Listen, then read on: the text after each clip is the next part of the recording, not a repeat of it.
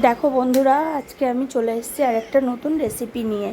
সেটা হলো ডিম দিয়ে সয়াবিন দিয়ে একসাথে রান্না।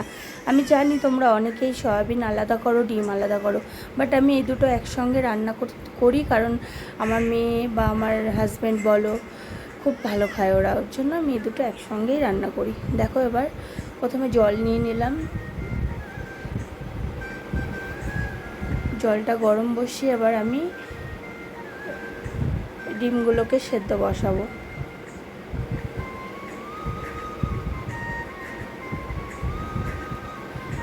ডিমে অল্প পরিমাণ লবণ দিয়ে দিলাম যাতে খোসাটা ভালোভাবে উঠে আসে। দেখো, ডিম প্রায় ফুটে গেছে, সেদ্ধ হয়ে গেছে। এদিকে আমি ভাত বসিয়ে দিয়েছি।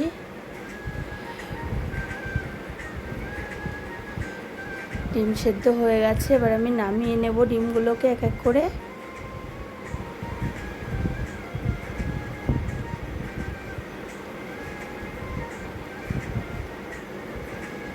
এবার আমি সয়াবিনটাকে সেদ্ধ করে নেব একটু হালকা করে।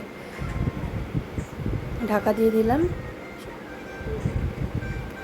এগুলো কেমন একটা টাইপসের, যেহেতু ভালোভাবে ছাড়ছে না। দেখো ডিমগুলো, তাও যাই হোক ওইভাবেই ছাড়িয়ে নেব সব কটা ডিম।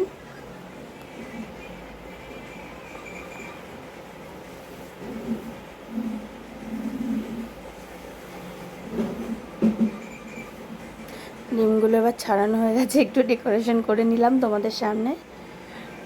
সয়াবিনটাও সেদ্ধ হয়ে গেছে, ওটা ঠান্ডা জল দিয়ে ভালো করে ধুয়ে ভালো করে চেপে নিতে হবে যাতে জল না থাকে। গরম ছিল ভীষণ।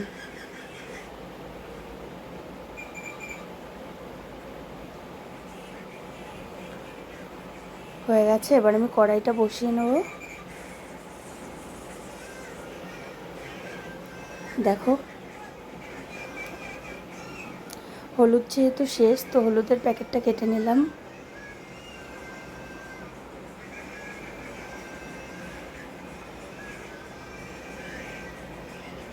এবার আমি, কড়াইটা গরম হয়ে গেছে, কড়াইতে তেল দেব।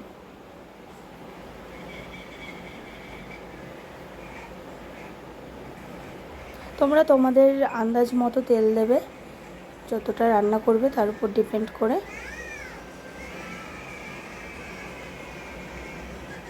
তেলের মধ্যে আমি একটু হলুদ আর লবণটা দিয়ে দেবো, কারণ ডিমগুলো ভাজার আগে হলুদ আর লবণটা দিলে ডিমের কালারটা খুব সুন্দর হয়।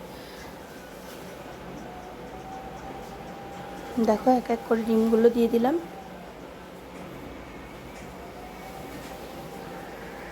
ডিমগুলো কেমন হয়ে গেছে দেখতে পাচ্ছ তোমরা।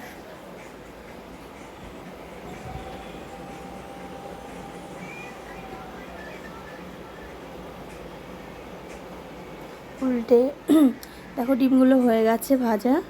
এবার তুলে নেব আমি।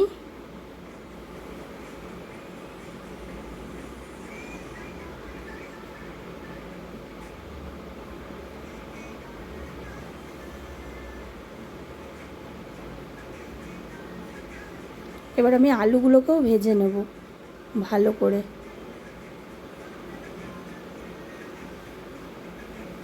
আলুতে আর লবণ দেবো না, যেহেতু তেলের মধ্যে লবণ হলুদ দুটোই অ্যাড করা ছিল আগে।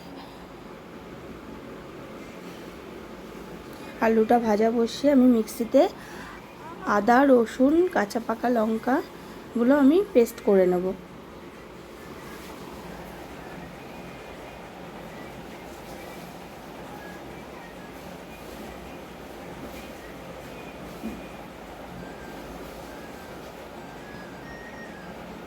একটু জল দিয়ে নিতে হবে, নাহলে বাটাটা হবে না।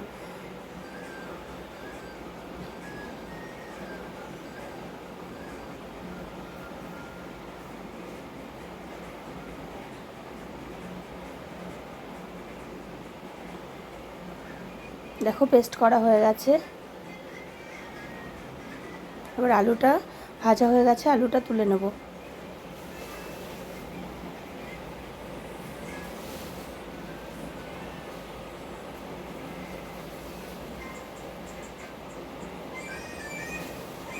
মশলাটা বাটিতে ঢেলে নিলাম।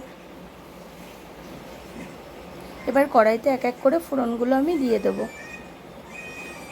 গোটা গরম মশলা, তেজপাতা আর শুকনো লঙ্কা ফোড়নে দিলাম। এবার আমি পেঁয়াজগুলোকেও দিয়ে দেবো তাড়াতাড়ি করে, যাতে ওটা পুড়ে না যায়, লঙ্কাগুলো পুরো কালো না হয়ে যায়।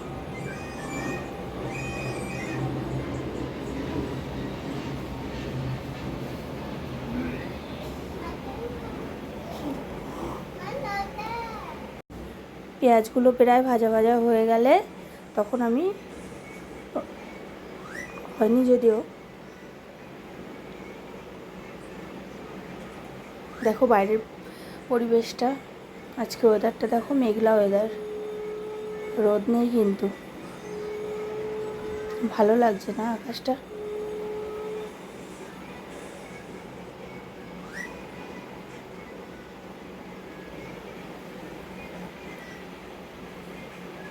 রান্না করতে করতে বাইরের পরিবেশটা দেখার আমার স্বভাব আছে। এটা দেখো প্লেন যাচ্ছে আকাশে, দেখতে পাচ্ছ বন্ধুরা?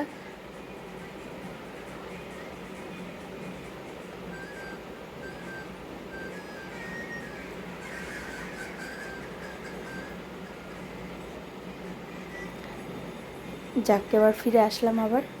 দেখো এবার পেঁয়াজের মধ্যে আমি টমেটোগুলো দিয়ে দেবো। পেঁয়াজটা হালকা ভাজা হয়ে গেছে।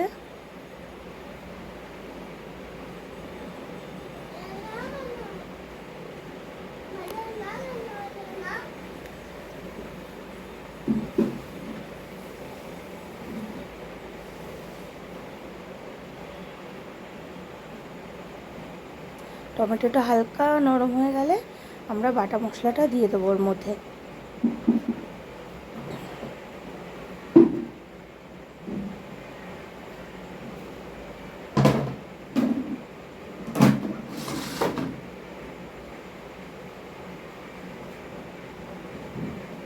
বাটা মশলাটা দিয়ে ভালো করে নাড়াচাড়া করে নিতে হবে।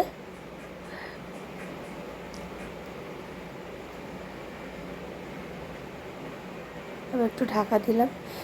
লবণ, হলুদ আর লঙ্কার গুঁড়ো দিয়ে নিতে হবে, দিয়ে আবার মিক্সড করে কিছুক্ষণ কষিয়ে নিতে হবে।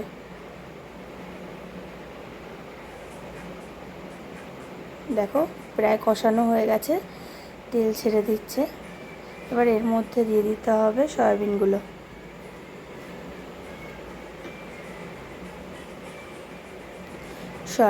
সয়াবিনগুলো দিয়েও ভালো করে কষিয়ে নিতে হবে।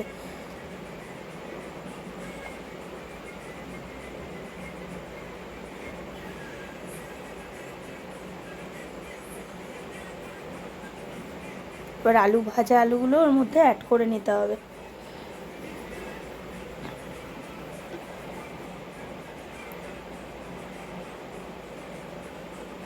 ভালো করে নাড়াচাড়া করে কিছুক্ষণ কষিয়ে আর একটু গ্যাসটা আস্তে দিয়ে ধিমি আঁচে করতে হবে। দেখো আর একটু লঙ্কার গুঁড়ো দিলাম কালারের জন্য, কাশ্মীরি লঙ্কার গুঁড়ো।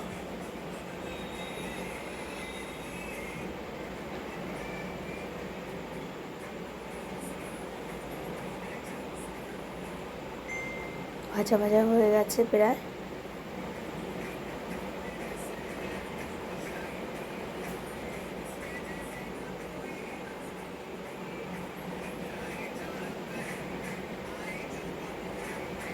দেখছো আমার কষানোটা কিন্তু এবার সম্পূর্ণভাবে হয়ে গেছে। তো এবার আমি জল দিয়ে দেবো এর মধ্যে।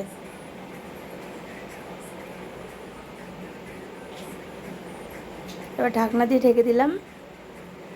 দেখো ফুটে গেছে। এবার ডিমগুলো অ্যাড করে দিতে হবে।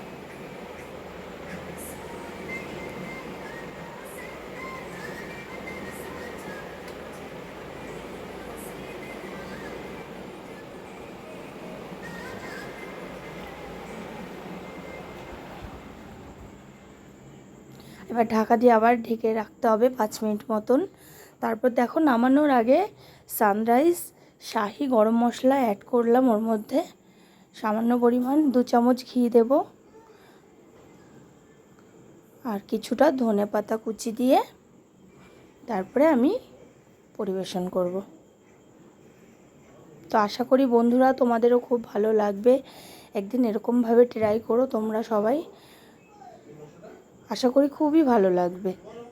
আমাদের তো খুব ভালো লাগে, তোমরা একবার ট্রাই করতে পারো।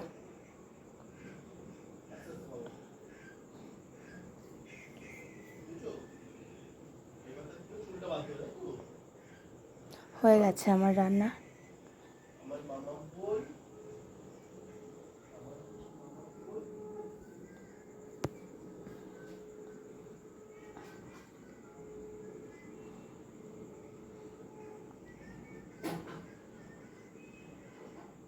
দেখেছো রান্না কমপ্লিট, এবার নামিয়ে নেবো আমি।